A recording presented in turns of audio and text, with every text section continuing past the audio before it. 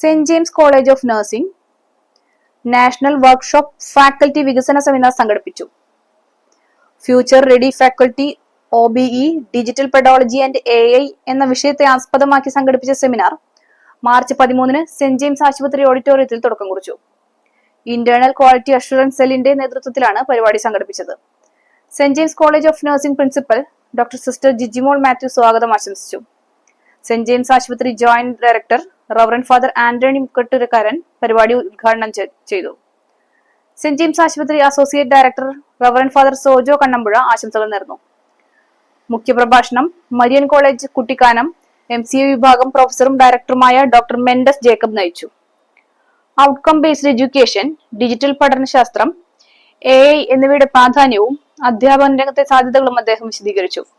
അധ്യാപകരെ ഭാവി വിദ്യാഭ്യാസ ആവശ്യങ്ങൾക്കനുസരിച്ച് സജ്ജമാക്കുക എന്ന ലക്ഷ്യത്തോടെ സംഘടിപ്പിച്ച പരിപാടിയിൽ വിവിധ വിഭാഗങ്ങളിലെ അധ്യാപകർ പങ്കെടുത്തു.